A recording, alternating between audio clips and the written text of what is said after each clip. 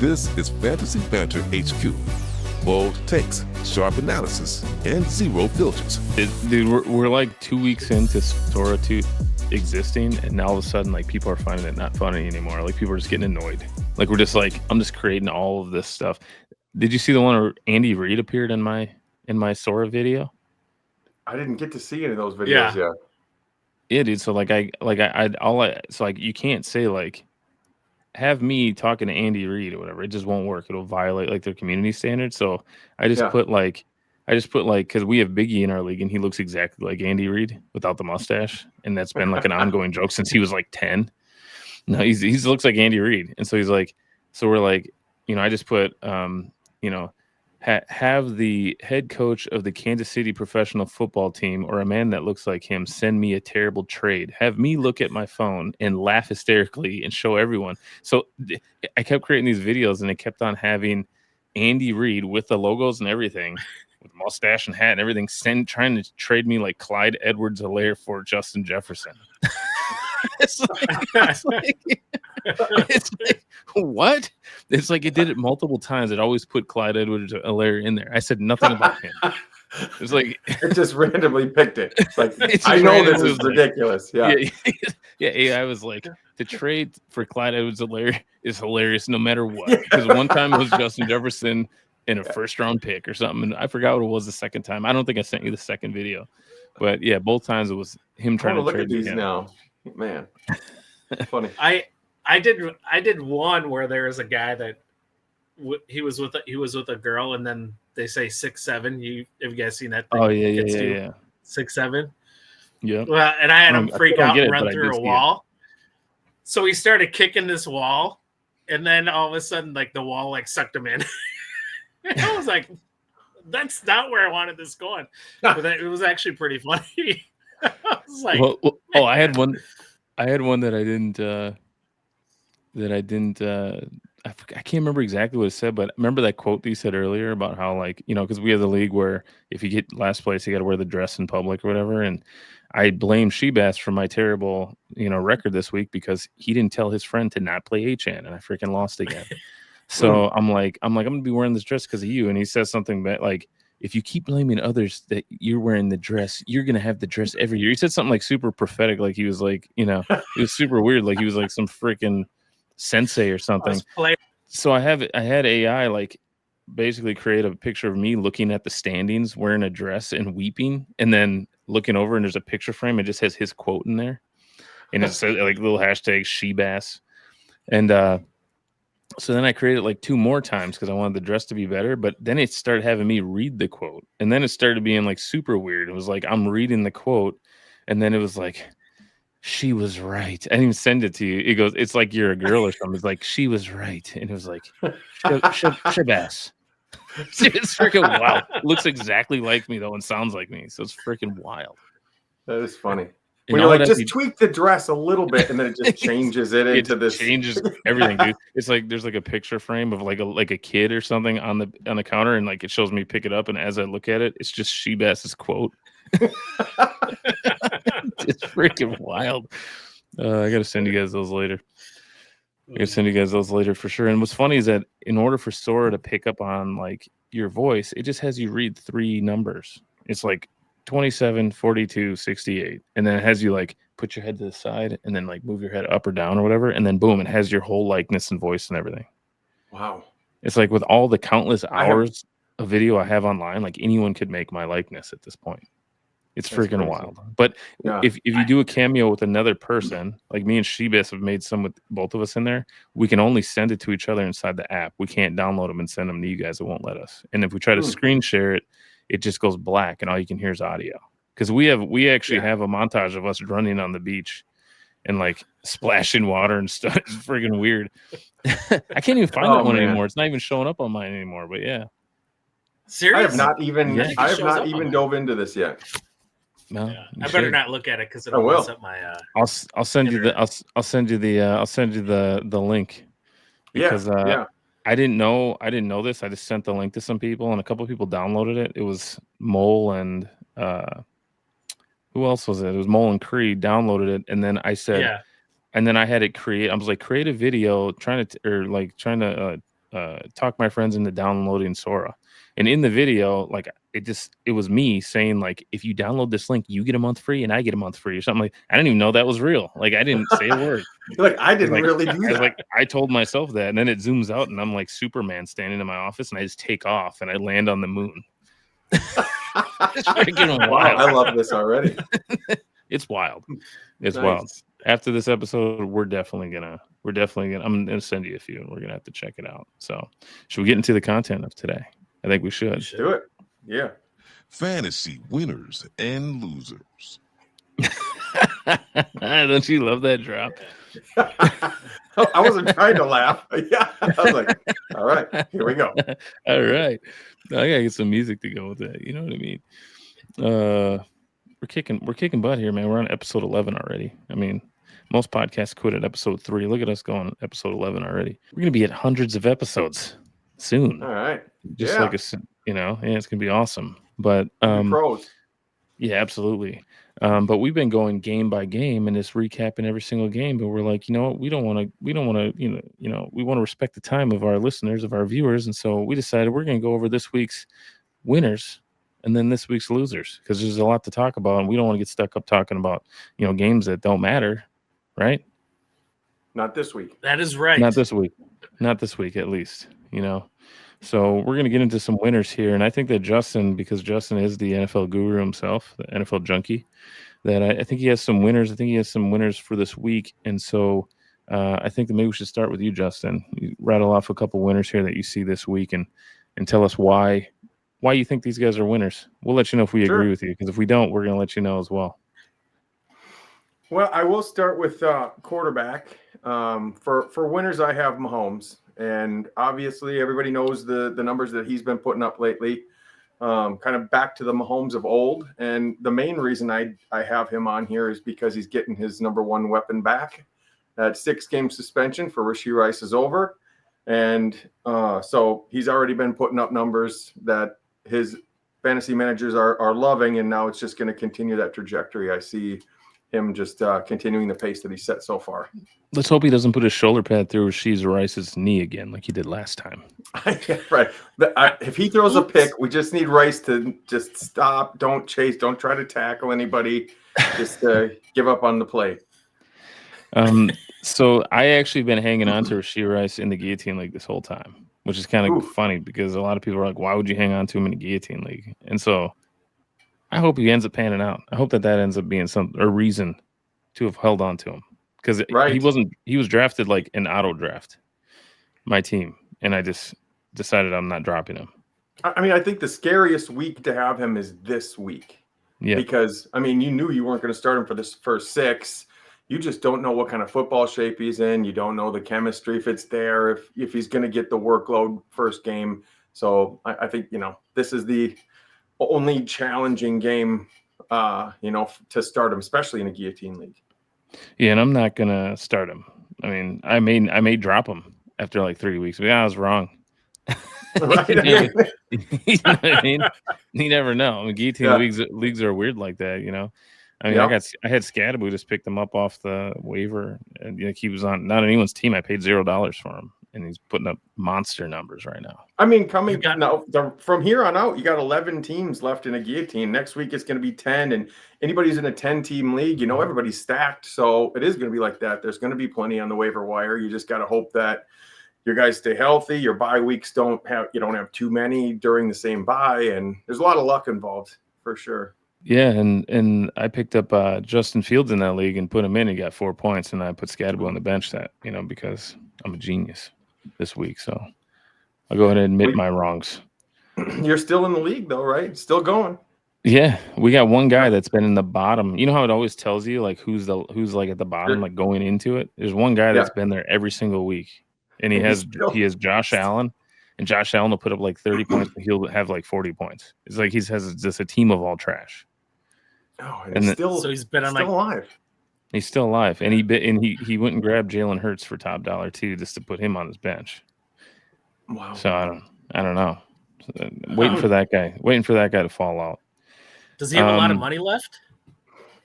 No, he bid super high on a bunch of dudes. He also benched. This is the same guy that also put Drake London on his bench one day and put in like, oh man, I don't even know what he put in. It was something ridiculous. So this guy has no fantasy knowledge at all whatsoever, but he's just getting lucky and he's still alive. So we'll see how much longer that lasts. I do know that when he eventually is cut from the league, assuming I'm still alive, he doesn't really have many people I'm going to try to get. So potentially Josh Allen, that'd probably be it.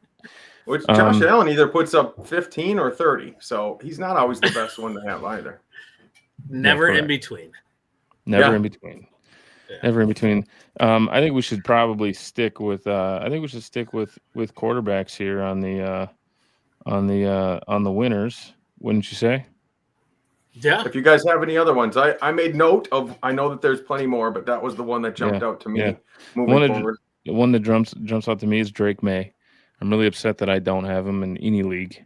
He's one of those guys that we could have drafted late, and he'd be a pretty good fantasy pickup right now. He is the 5th fantasy quarterback position rank wise on ESPN, and he was pretty much drafted in like, I don't know where he's drafted exactly, but if I had to guess, I'd say he's drafted after the 5th round in most leagues. I mean, if it's one of our leagues, he's probably drafted in like the 9th round. You know, 9th, 10th round is about where he went, around quarterback number 9, 10. And yeah, you're right. He's very consistent. One thing that I really like about him, he's got that running ability. And also he spreads the ball around. He doesn't have to rely on one specific target. So if that target happens to get blanketed by the number 1 corner of the other team, then he's completely shut down. That's not the case with Drake May. So not the best for his weapons, but it's good for him. Yeah, he's not a booty man. He's not a digs man. He just gives to both of them. You know what I mean? And he actually averages about the same amount of points as Jalen Hurts, which is within like tenths of a point. So pretty exciting. Congratulations to the Drake May owners. You guys got super lucky, and I'm irate, pissed off at all of you for having him when I don't. So let's move on. Shebass, do you have a winner out there that you want to mention? I do. Jackson Dart, 17-25, 195 passing yards, a touchdown, 13 rushes, 58 yards rushing, and then 1 touchdown. So where you got 23.6 points, had a good week. Two strong showings in a row. So hopefully he continues going in the upward direction and not downward. But it's good to see a rookie have some consistency there. You know, it kind of feels like if we're gonna bring up Jackson Dart, we have to bring up Scadaboo, right? Because Scadaboo, we have to bring him up, twins. Even though he's a running back. They're like twins. Scadaboo's a beast, man. And I just remember us having this conversation a few weeks ago, and I told you I didn't think he was ever gonna like just grab a hold of the starting role over there. I couldn't have been more wrong in that situation. What is your thoughts, Justin, on whether or not do you think that that's going to become a timeshare? Or do you think he's pretty much just got that role locked up? I was with you a couple of weeks ago. Just the way that his running style made me feel like he's going to get injured, which still could potentially be the case. But it's hard to deny from that organization's standpoint to not continue to let him be the bell cow. Because he definitely seems like he's playing the part. He is an absolute beast. I have some personal frustrations where I targeted him in a couple leagues and didn't land him. So there is that. But he looks fantastic, and I definitely think he's not going to give up anything.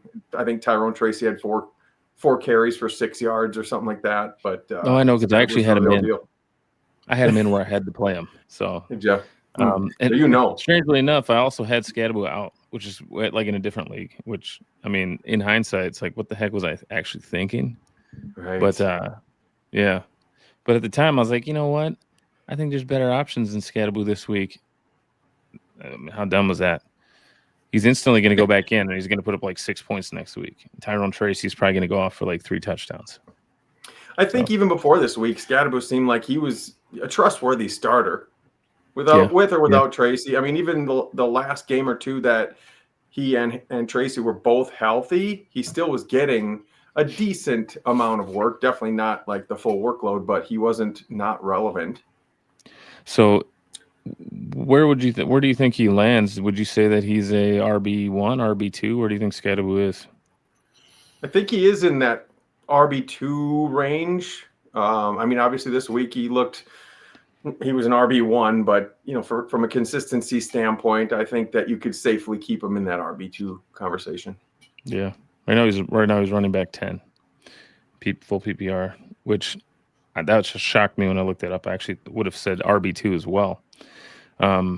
Statistically, I guess he's right on the edge right there. So we're on the topic of running backs here. Is there another running back that sticks out to you guys as a guy that pisses you off that you didn't pick him up here in the last couple of weeks? Because there's a guy that I got in mind right now. I know you're smirking right now.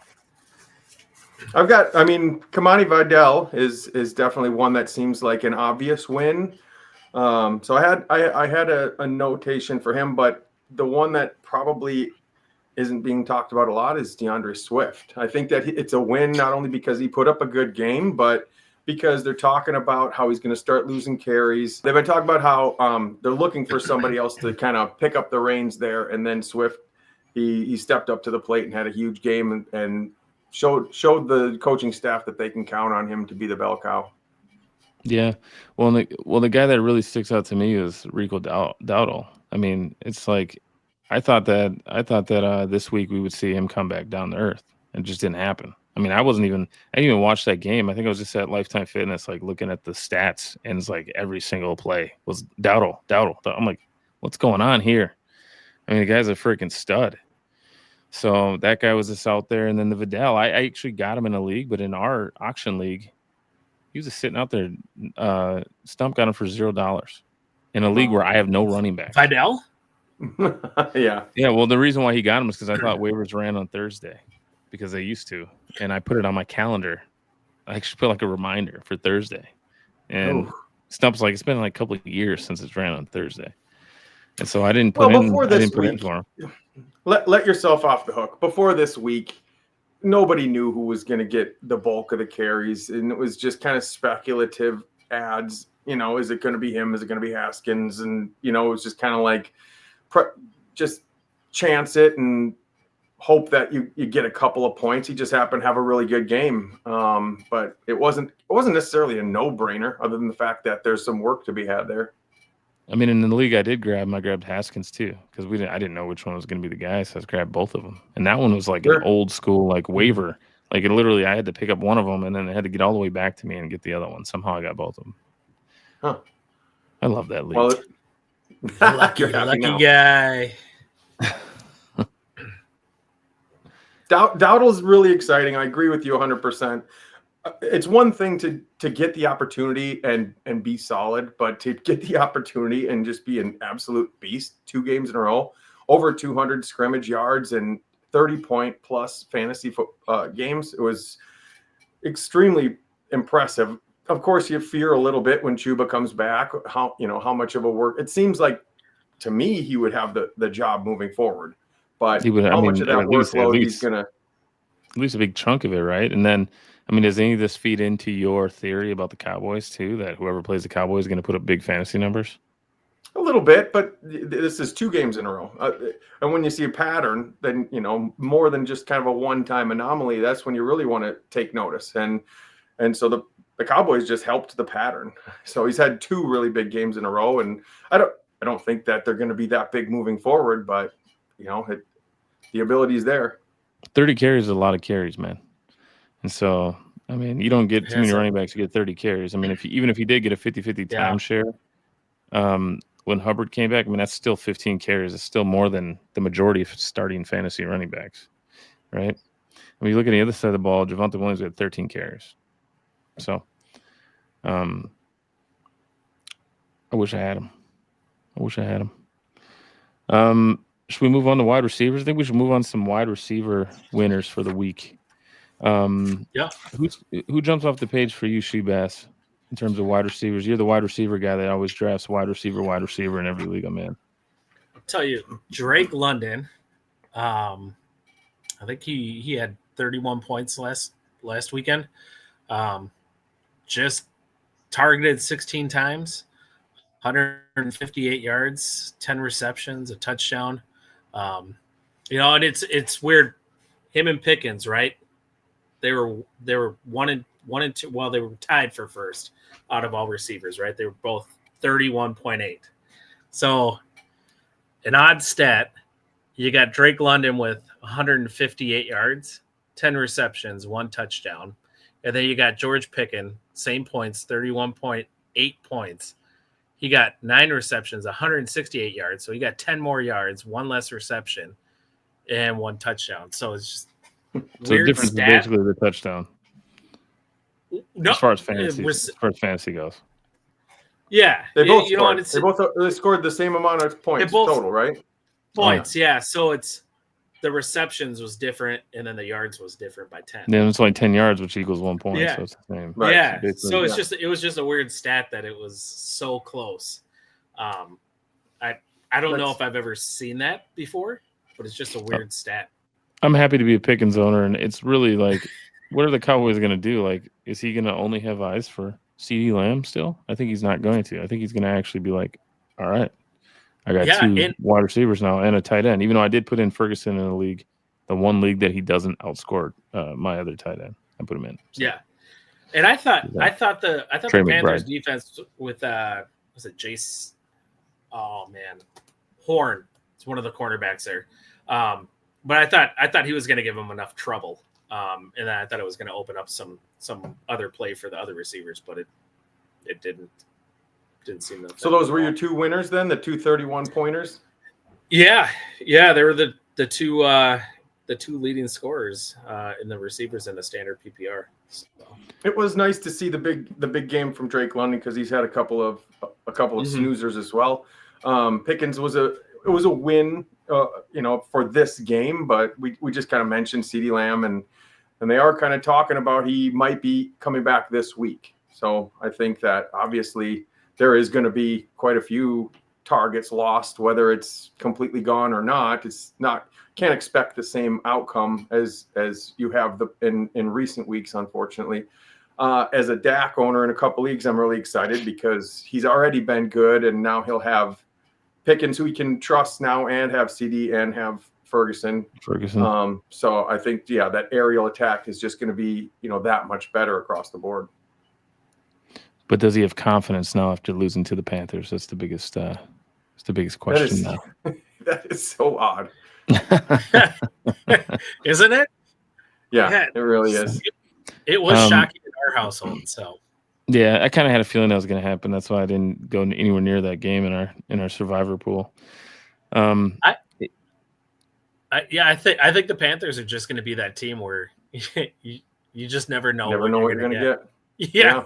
They could be the worst team that week, and they could be one of the better teams that week. And it's just an odd team. Who jumped off the page to you, Justin, wide receivers wise?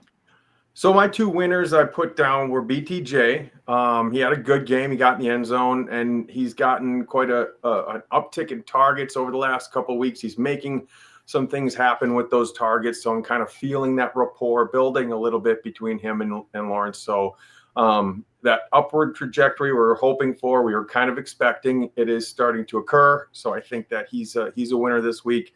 And then Wan'Dale Robinson, I have him as a winner.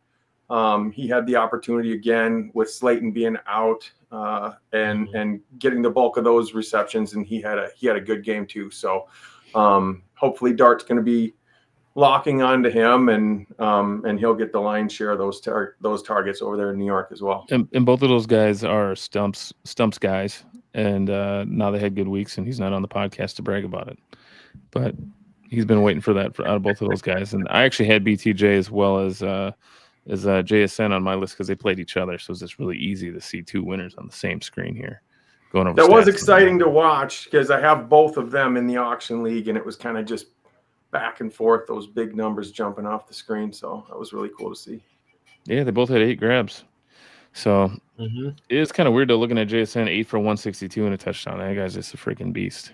He's so good. He's so good. He's an animal. So what do you guys think of the old breaking news?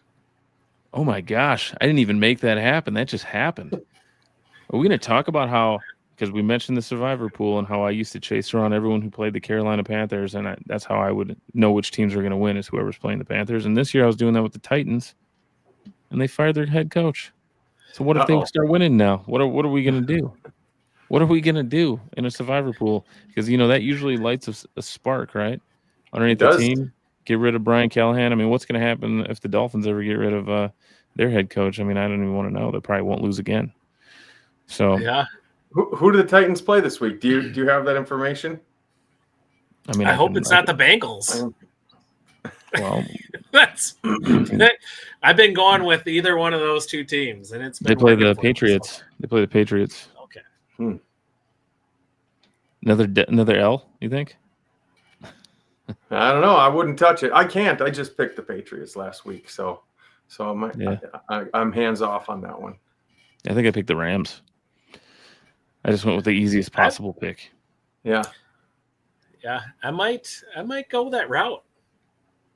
I mean, a new coach coming. Well, God, it's. Yeah, man. Say goodbye. You never know what's going to happen with that new coach. It's like UCLA. Yeah. They fired their coach and now they're winning. They beat Penn State, and it's like, this young guy comes in and he just changes the culture within a week. Well, speaking of that, you actually got. I'm just thinking of the Dolphins, and you got Tua throwing all the leadership under the bus of the Dolphins. Yeah, I did. Was that real? Yeah. I thought that might be AI. I was like, no way he's doing that. Well, and he was also he was just saying like people are missing meetings and stuff like that. Yeah. So I mean, it's what we've been talking about all season long on this podcast. We knew that something like that was going on. It's pretty obvious, and so he just said what everyone else was thinking. So if we were doing winners and losers, as far as losers from the coaching standpoint, we'd have to say McDaniels for sure. 100%. Yeah. McDaniels. God, and I like him. I know he does have some swag. He does have some swag. Should we rattle off just a couple winners at the tight end position for this week, Justin? I have a couple that are not huge stack games, but it kind of looks like that their workload either has been picking up or will pick up here soon. Evan Engram has had a couple of good games in a row where it looks like they're trying to get him into the offense and getting him some targets. So that's picking up. Keep your eye on that. If you have a spot on your bench that you can stash him, I'd suggest doing that. He's probably going to be available in most leagues. And then Fannin from Cleveland, looks like Njoku might have a little bit of a knee issue. So if he's getting the full workload from there we go. Fannin could be a sleeper moving forward. Fannin's a little sleeper. Sound the alarm. It's a sleeper. You heard it first. There's Fannin. Who else we got? Let's see. We got Tyler Warren this week, tearing it up. He's a winner. The guy that everyone has on their team, Trey McBride, he had a decent game this week. Pretty proud of him. Finally. He's a winner. Yeah. What do you have? 8 for 72 and a touchdown. The 1 week I benched him to put in Ferguson because Ferguson's been lighting it up. And Trey McBride goes off. And I thought maybe because they had a QB change that wouldn't happen. But actually, I think that's actually what facilitated the good week. Yeah. So Kyler Murray comes back. Might actually hurt him a little bit. Unless Kyler was watching and was like, oh, yeah, this guy's good. I forgot. Yeah. Kyler's like, is that guy go through the middle? Because I can't see that. I can't see the middle of the field. That's probably what happened. And so really you should just everyone should have to wear the Guardian helmet so Kyler Murray can see like right. pillows running over the middle. You know what I mean? Or Kyler can wear some like Guardian shoes. Like make them taller. Guardian shoes? Yeah. Just big puffy platform shoes. Yeah, absolutely. Some stilts, some platforms with goldfish in the bottom. Cleats with goldfish swimming through the bottom. That's what he needs. Boy, we could really keep going with this. Shebas, you got anybody at tight end you think is a winner for the week? There was a shocking player that Michael Mayer. Yeah, I had him in. I had him in a league just because I had to. He was like, and I actually played against my 11-year-old son in the league, and he had Bowers, and he didn't know what to do, and I told him to pick up Mayer against me, and so still beat him, but that almost didn't work out for me. And then Goddard actually had a good week too. Yeah, Goddard. Yep, Goddard did. Yeah, and like you guys said, Fannin Jr. From Cleveland. Whoever's Sound the alarm. It's a sleeper. Yeah, like you guys said, Gabriel threw for 52 times last game, which is shocking in a second start. Absolutely. Judy had 13 targets and caught only 5 passes, so I didn't catch much of the game. So I don't know if he was just not accurate. I did have Judy in the game. I'm looking at that, dude. 52, 29 for 52, 221. That's actually yardage wise ain't bad, but that completion percentage, I guess, ain't. I think there's a lot of times where he's just rushing too, and getting chased out of the pocket, and then he's trying to throw it on the run, and it's just sailing. So, his average yards per completion were 4.3 yards per completion. Oh my god! Yeah, that's terrible. Not sitting great. I think it's time that we move on to a few losers for the week. Wouldn't you say? Yeah, sounds about right. Yeah. Let's talk about my loser for the week that I picked up, and I was so happy. And anyone listening to the podcast knows because I couldn't stop talking about it last week, and that's Justin Fields. Justin Fields, he put up like less than 5 points on my squad. He almost kicked me out of my guillotine league, and now he can't be trusted. And I said this out loud. I think it was 2 episodes ago. I said I'm scared that he's going to put up 1 point and be done. And you guys were like, "Oh, he puts up all his points in the fourth quarter." That part didn't happen. He forgot to show up in the fourth quarter in this one. So Denver might have a lot to do with that. I mean, but you're right. See, there are going to be games like that. He's kind of like a more fluctuating Josh Allen, where Allen does either 15 or 30. Well, Fields does either 5 or 30. So yeah, it's something you gotta risk. But so in the very last episode we did, I talked to Stump about should I play Justin Fields or should I play Caleb Williams, because we both have both players, and I had Caleb Williams in. I said because of Denver I wasn't going to play Fields this week, and he said he disagrees with me, and he said we should switch that around. So we both played Justin Fields, and we both were feeling that pain, texting each other the whole game. As Caleb Williams ended up having like 20 points or something like that. So I'm sorry I missed the pod because I had Baker. I had Baker and Fields was on my bench. So I unfortunately I missed that pod because I probably would have given the other perspective from the Denver, just because I'm not gonna, hindsight and all that stuff. But just seeing him play Denver, I don't want to have anything to do with it. I don't want to risk it. Well, he was like, so I think Stump's perspective was he's going to get more rushing yards because he's going to be scrambling all over the place, and then he's going to have nowhere to go with the ball, and he's just going to take off. Sure. And so that didn't come to fruition, unfortunately, for us. Who jumps off the page for you is a loser, fantasy loser, week 6, Justin? So I have Matthew Stafford, just simply because if he's going to be losing Puka, it kind of seemed like the rest. Everybody on the offense, it just didn't function as though it normally does. Almost like he is the grease that kind of keeps the whole machine going, more so than Stafford. He takes away coverage. He opens it up for everybody else. He's Stafford's kind of security blanket. So if Puka's going to miss some time, I think Stafford's going to be affected quite a bit. So you don't think there's going to be another Pickens situation with Devontae Adams over there? Yeah, I know it didn't look like it this game, but moving forward, I think that Devontae Adams might have an uptick, but it just kind of looks like the way that Stafford and that offense was just rolling all together. I think there'll be a couple bumps in the road here. Because you remember that first game that CD got hurt, Pickens didn't do nothing for the rest of the game, right? Right. He's kind of had and then the next week he just took off. So that's why I compare the two. And then, do you think that we might see another pass catcher emerge for the Rams? Well, we've kind of seen this before when Rams number 1 pass catchers get injured. Somebody steps up, but it could be, multiple different guys, just depending upon the game. Tutu will have a good game, and then, it'll be a tight end, or it just never seems to be somebody you can count on game in and game out. Shebass, who jumps off the page for you as far as a loser this week? Because I got a couple more guys in mind to mention.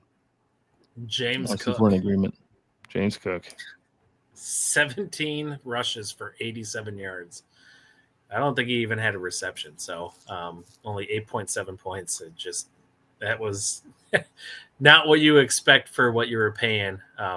If you were paying or where you were taking him in a snake draft. But yeah, that was a complete dud. I mean, all around Buffalo, just all around fantasy wise, just sucked. 8.7 points is the exact amount of points that my fantasy loser had, which is Saquon Barkley, which begs the question, he's going to be dropped in my guillotine league, which means that I can go after him this week, and I really feel like I should. But in a guillotine, I can't be having my guys putting up 8.7 points. That's how you get chopped. Looking at your first two losers between both of you, there's a couple of, so with Saquon, it's kind of been a pattern all season. So we don't know if this is just kind of his season and how, in a nutshell, how it's going to go. I mean, my theory in the law of averages and how he's going to backload 2,000 yards at the end of the season. Yeah, I mean, he'll have his good game. So I kind of feel like they're coming. I don't know when it'll pick up or, what significance it will pick up. So there is that. And I also did have James Cook down for a loser simply because it's 2 games. It's that pattern of 2 games in a row. It wasn't just kind of one dud. He had 4 straight 20-plus point fantasy games to start the season. And then now the last 2 games were under 10 points. So you don't like to see that trend. You want him to kind of stay in those teens and just make sure that he's one of your safety guys. So it's just a little cause for concern that you got two games here under 10 points. Yeah, Judkins had his first miss too, unfortunately. Still one in the league that I had him in, but he took his first L this week. What do you have, like 36 yards or something? Yeah, it was like 3 points. Yeah, 3.6 points. So that would make that math makes sense. That adds up. That adds up. That means no catches. 3. Yeah. 3 yards a carry because he had 12 carries for 36 yards. It's like Javonte Williams' numbers right there, man. Yeah. You said it. And Chase Brown continues to be just terrible. Like, what's going on with that? Like, I understand that they don't have a quarterback, but does this just mean that you don't have legs anymore? Like, he hasn't had a good game yet, has he? Right. No, he looks like a completely different back than what we all saw last year.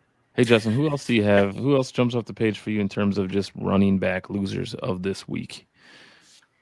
So Travis Etienne didn't have a 10-plus point game, and that much like James Cook is his second kind of dud in a row. So after that hot start, and a lot of people thought it was time to sell high on him. And if you did, congratulations, because it looks like he's on that downward slope. Are you just doing this to yourself right now, patting yourself on the back? Because I held on to him in every league. I diamond fisted Travis Etienne in every league. Well, let's hope they play the Cowboys next week, and then they can turn them quick. Yeah, turn them and burn them. So should I have sold my autographed Etienne jersey? The one that you just have up behind you, like in your home studio? Yeah. I think you should have, yeah. I think you should have got rid of it a while back. I'm missing my window. Man. All right, let's move on to wide receivers. Wide receiver losers for the week. I'll start with Michael Pittman Jr. since he's my guy. He's a guy that I've really admired in my flex spot all year. Appears to have only had 20 yards this week.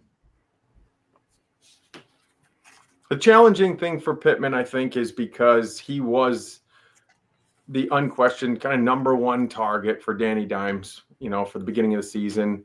He has now found eyes for Josh Downs, and then obviously Warren, his targets seem to be upticking too. So a little bit more love spread around than just having eyes for Pittman. I think Pittman's still going to get some targets, but if he's not the major target getter, that's where you're going to see some problems.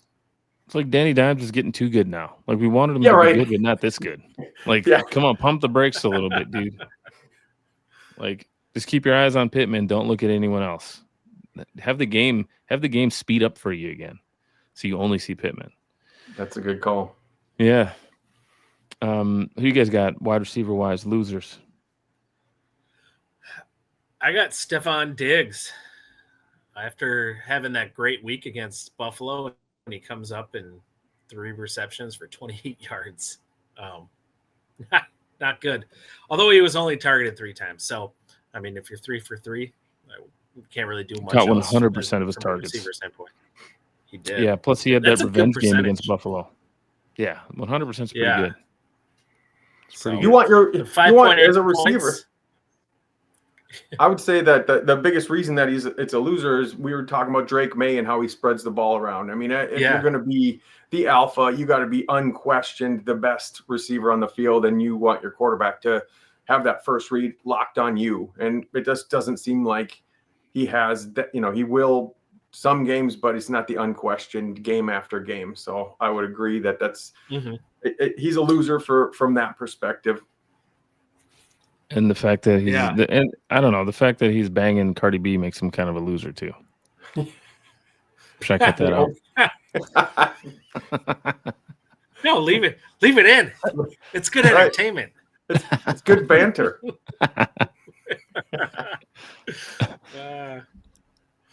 I thought they broke up a while ago. Oh, dude, they just had a baby, man. That doesn't really mean you can still have a baby. Well, but I thought they broke up. I thought I know I've seen them walking together in the last month. I think they're together. Yeah. We're now like an entertainment podcast. Yeah. Yeah. We're like E-News. And so let's talk about some red carpet stuff now. I'll transition to a red uniform with my loser of the week for wide receivers. I'm going with Marvin Harrison Jr. Ooh, yeah. Simply because, so with the quarterback change, we had McBride upticking, but Marvin Harrison remaining in that kind of bottom rung when it comes to getting targets and getting numbers. So and we know we're going to do some injury updates after this, but is there a chance that Marvin Harrison's just not that good? Is that? Do you think that's a possibility? Yeah, because he appears to be like the son of Marvin Harrison, and also bigger than Marvin Harrison. So you'd think that he would be better. Like you'd think that he would be like an upgrade from Marvin Harrison. I was anticipating Marvin Harrison being Ibuka, coming from Ohio State. I figured that's what he was going to be, and it's just really hard to get any traction. And, you see glimpses, so you hope that it's still there. It's just, it's odd to see that he just can't continue. We wanted to blame it on Kyler before, and then Kyler doesn't play a game, and Marvin Harrison does nothing different. Does the same thing, yeah. The weirdest thing though with him is this is even going back to college. Is if he's got pressure on him, he catches the ball. If he doesn't have anybody near him, he tends to drop it, or a defensive back is near him, but not really in a good position to even make a play on the ball. He tends to drop it, and I mean that was that big thing at Ohio State when he came out. But yeah, it's so frustrating because, I mean, he had that catch in the back of the end zone a couple of weeks ago that was super good, and then you see him when he's an easy catch that he should be able to catch and run another 20 yards, and he drops it, and he's frustrating. Yeah. Yeah, well, I owned him a bunch last year, and I own him a bunch this year. You did not learn your lesson. I did not learn my lesson last year, and I thought, I'm not gonna. I mean, I took I took it on the chin last year with this guy, so I'm gonna for sure draft him this year and have him his stud year, and it didn't happen again. So now I won't grab him next year, and he'll be just an absolute lights out stud. It's a guarantee. And on top of that, you did draft him this year, and then you stuck with him for the first few games. Benched him. He went off. Put him back in. So, But That did happen. And then he sucked again? You are really feeling the Marvin Harrison Jr. pain on every level. On every single level, dude. And the Arizona Cardinals altogether, to be honest with you. I think I may have had him on one team since he's came in the league, and that's been it. So, and I think it was this year. Which is weird because you're the wideout guy, so I would have thought that you would be the guy that has him. I just know about his hand issues and not being able to catch the ball, even with those gloves on. Like, how do you not catch the ball with those gloves on? Come on, as a wide receiver. Yeah, like all you had to do, like since you were a wee little lad, all that's been happening is your dad's been showing you how to run NFL routes and catch the ball.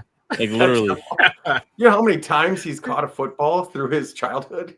Yeah, he's probably caught balls from like Peyton Manning as a child. Right? 100%. It's like maybe his standards are too high.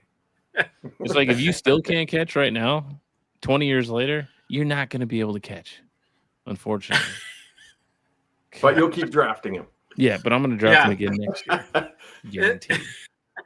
I've not had him once in any league. Yeah, well, smart move. Smart move. Next year, if you grab him, I know that you're feeling something. You got something going on. The NFL junkie in you has either that or I'm a really good friend and I'm just trying to keep you away from continuing to put yourself through that. Yeah, just drafting him instead of you. I'll do Cory a solid. Yeah. That's typically what you and Dustin do. You guys are just really solid friends when it comes to fantasy. Right. I'll draft him so you don't have to. He's been trying to trade for him, and he's just offering me like waiver wire scrubs. Like Benson goes down and he's just grabbing like Cardinals running backs and trying to send them to me. I'm like, I don't want a Cardinal for a Cardinal. I don't want to do this. Right. Benson will come back eventually. I mean, your team does look like you just want any Cardinal. To be fair, at this point, I just want anyone who doesn't have a red cross next to their name. Right. That's how I feel. Speaking of red crosses, injury updates. Segue, nice. Couple injuries this week. Justin, you got to be the injury guy this week since Stump's not here, and I know you probably have a few written down on your page. So let's chat about it. I see you looking down at your page. Yeah, my empty page. But I do know Garrett Wilson's hurt his knee, hyperextended his knee. They say he's expected to miss some time. I haven't really heard a timetable yet, so that's one that jumps out. Seems like a few wide receivers are kind of in the same boat. Yep. Emeka Buka, hamstring situation. We got Marvin Harrison. Maybe someone else will emerge as like a good wide receiver for the Cardinals. Concussion protocol. So you think you're laughing? I didn't even catch that one. I didn't know. I didn't know that was the thing. Who do we pick up? Zay Jones? Who do we pick up if Marv doesn't play, or do we just don't touch anyone? I would go Zay Jones. Okay. He had 8 targets last weekend. So. Okay. Then we have the big one, Puka Nacua. What's happening? I know he has an ankle injury, so what's the outlook for him? Does anybody know? Day to day, just pure speculation. There's speculation that it might be a couple of weeks, or one coach said it would be hard to get him on the field next week. So he does have some injury concerns for sure, man. I mean, he's been hurt quite a bit here. And then you mentioned Njoku earlier. He's hurt as well. Mm-hmm. Of course, we have our sleeper alert on Fannin over that. But that's all I got for injuries. Can you guys think of any more for the week? DJ Moore. Yeah. Oh, DJ Moore was just in the latest trade request I got from Stump. Actually, he's trying to trade me DJ Moore and the third string running back for the Cardinals. He's got a groin injury, and that's why he went to the hospital. I thought it was something more serious than that. Yeah. And I was like, and then I read the report today, and I was like, for a groin, that must be a serious groin issue, and that's going to be hard to come back from. So, but I didn't see a timetable on that. That's my sound for groin.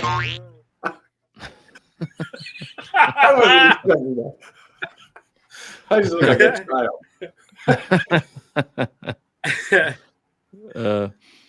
So of course that makes sense that he tried to package him up and trade him to me for Marvin Harrison. That makes perfect sense. Yeah, always be leery of Stump's trade offers. Wow. Yeah. And then I had Dalton Kincaid. I saw he was questionable with that oblique, but I thought he was going to play, and then all of a sudden he was out last night. And that was, well, you're going into a Monday night game, and all of a sudden it changes like that. It puts you in a rough spot. Yeah. So. Yeah, absolutely. I mean, if he's just out last night, I mean, I don't know what the outlook is, but that doesn't seem positive. Yeah.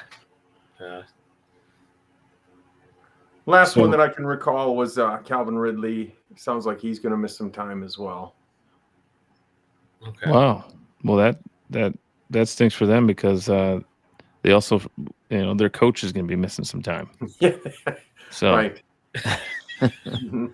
Well, that whole resurgence with the new coach, we were hoping that would fire them all up. So who's going to get? Is it going to be Alec Iomanner? Is he going to be the guy? I know he wasn't this game. There was another, and I don't have the stats in front of me, but there was another target earner there. So it's hard to pinpoint who's going to be the number one target guy there now that Ridley's going to be out.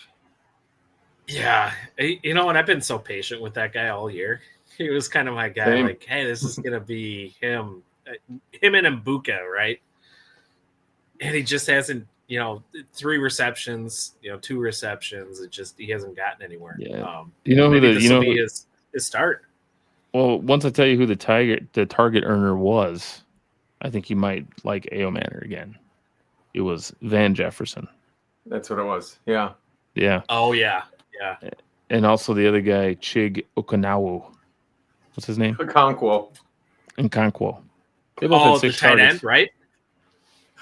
Yeah, they both had 6 targets, but then Iomanner actually had 5 targets. So. Huh. So actually only had 1 less reception than Van, but Van had 75 yards to his 27. So that could flip flop, no problem. I am in a bit of a situation in my guillotine league because I do have Garrett Wilson and Emeka Buka as my receivers. So they're both going to be out. I'm panicking. And I have Ridley. So all 3 of them are my receivers. So I'm going to have to make some moves. And then the receiver on the team, like the number 1 receiver on the team that just got cut is Amon-Ra, which is great. I could bid on him, but he has a bye next week. So we've got these 2 receivers that are going to miss multiple weeks. It doesn't make me much sense to go blow a large portion of my fab on a guy who I could play 1 week and then he's got a bye and then I have to do it all over again. So yeah. So that's the challenge I'm facing this week. So the one thing that I've noticed, the only receiver? No, I mean there's Cortland Sutton, who I am betting on. Even though he had he was one of my losers this week with one reception. But that's just kind of one of those blips. Cortland Sutton's a beast otherwise. So I've noticed, like, one thing I was thinking of in guillotine is I've already noticed that I've seen the same player be on teams that have gotten chopped multiple times. Like Ashton Genty is one of them. I think Saquon Barkley is one of them. So like this is making me nervous about these players. Like, why does everyone want to pick these guys up? And people who are picking them up are getting chopped. And I actually got Ashton Genty. I put in a low bid on him and got him. So. That's a great point. Same. This is the second time Amon-Ra is going into free agency, and Josh Allen was on this guy's team. Second time he went into the pool. Yeah, so that's interesting. Yeah. Yeah, and I was actually feeling a lot more comfortable about my team before I had all the options I got now. I got too many options, man. So now I'm over here making bad decisions. So do we refer to those 2 as guillotine killers? Wow, isn't that like a double negative? Yeah. You don't want to have either one on your team, apparently, right? You might have a great week, and then all of a sudden you're chopped next. Killer. Yeah. I got to get that drop. This is what we refer to them as.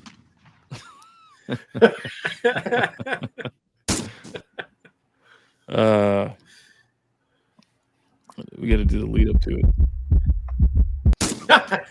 Oh.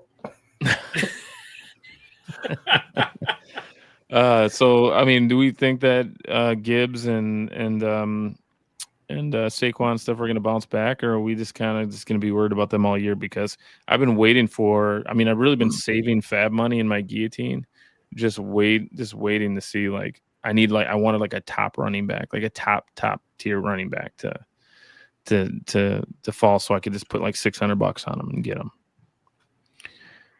And so I expected that person to be Saquon, who's now available, and I don't want to touch him. So at this point, everybody's going to have, much better teams than when we first started. So, looking at it like 12-team leagues, 10-team leagues. So you have to make decisions based on upcoming buys, what their schedules are. I take a look at what their schedules are going to be, what their bye weeks are going to be, what your team's bye weeks are going to be, because it's not necessarily the quality of the player as it is just managing your luck.